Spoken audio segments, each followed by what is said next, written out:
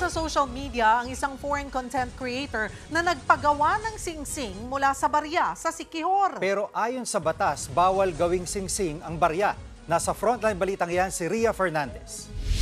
Ibinahagi ng isang dayuhang content creator ang kanyang travel experience sa Paliton Beach sa Siquijor. Isa sa highlight ng kanyang trip ay ang mga gumagawa ng singsing mula sa mga barya. Gamit ang kanyang 10 peso coin, nagpagawa siya ng singsing. Mga simpleng gamit lang ang kinailangan sa paggawa ng singsing, gaya ng martilyo, tsinelas at mga pyesa ng motor. Pinukpok ang barya para matanggal ang gitnang bahagi. Pagkatapos ay masinsinang aayusin ang forma ng natirang bahagi ng barya. Ang finished product na singsing, talaga namang maganda ang pagkakagawa.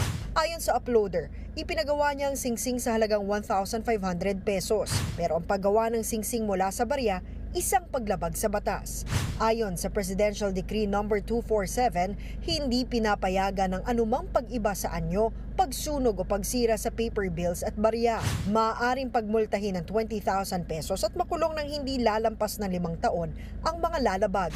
Ilang netizen din ang nagkomento na bawal ang ipinagawang singsing ng turista. Sinusubukan pa ng News 5 na kunin ang pahayag ng Bangko Sentral ng Pilipinas tungkol dito. Nagbabalita mula sa Frontline, Ria Fernandez, News 5.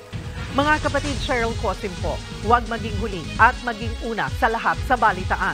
Para sa tuloy-tuloy na talakayan sa Frontline, mag-follow at mag-subscribe sa social media pages ng News 5.